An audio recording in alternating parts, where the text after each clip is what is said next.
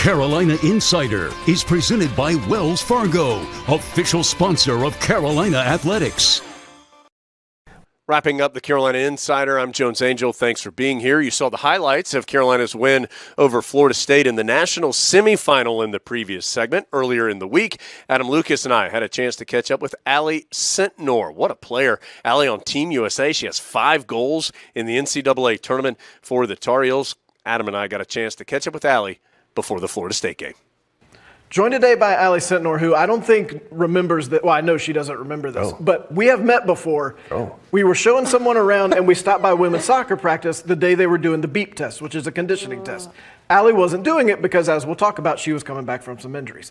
So when we left there, the folks we were with said, I think that Allie Sentnor is going to be really good. She seems tough as nails.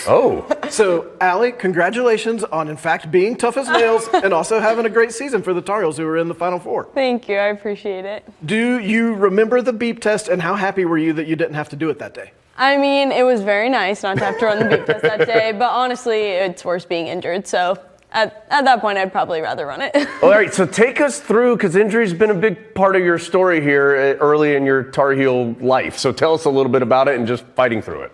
Yeah, I mean, you never think you're going to be the one to kind of go down with injury, especially a season-ending injury. So it was really tough for me. My mentality really had to switch. I had to take on a different role that I never thought I would have had to take on my freshman year of college. But I really think it brought out a lot of qualities that I didn't think I had in me, and it really taught me a lot of lessons that I think have helped me this season.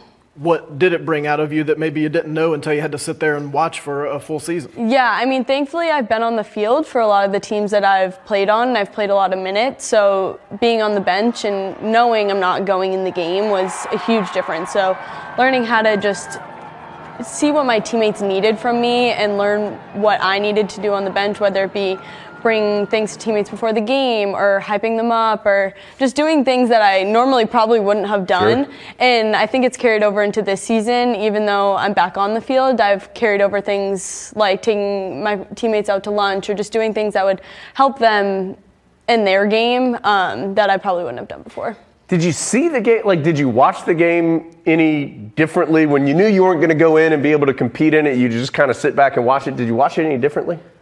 I mean, obviously I'm watching my team as a fan. I want them to win, as we all want the Tar Heels to win. So I'm watching them as a fan, but I also tried to watch as kind of a coach and see what I saw on the sidelines that could help them, whether it be different movements, different passes. That's just something that I could help them with and have a different perspective. But I was definitely watching as like, I really want them to win, please win, but also trying to figure out what I can do. What you have done, especially during the postseason, score a bunch of goals. 5 goals in 4 NCAA tournament games. Anson mentioned towards the end of the regular season he'd like the team overall to finish a little better.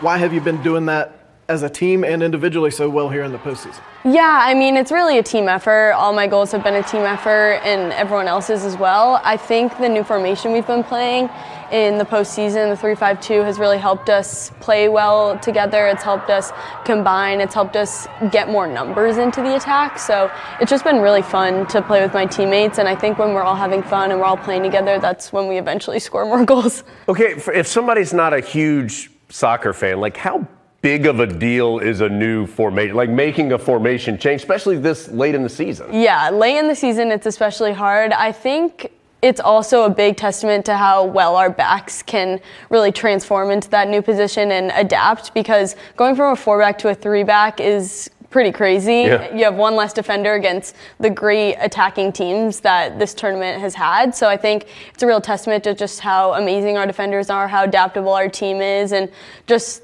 that the ultimate goal is to win, so it doesn't really matter what formation we play. We've talked to a couple members of the women's soccer team through this season and previous seasons, and something that is always brought up is the culture on the team and how much y'all enjoy being together, and it's competitive but fun. How is that culture, in your opinion, able to be fostered?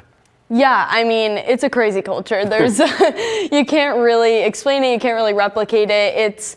competitive. Every practice is a battle. You go after each other, but then after practice, you're going and getting dinner and you're going and hanging out. And it really is like everyone on our team loves each other, and you can feel it when you're just hanging around our team the last week. Like everyone is just so happy and so invested and so bought into what we're doing, even if you're not playing, even if you're a starter, if you're injured, whatever it is, everyone is just here for the team, and I think that's really special.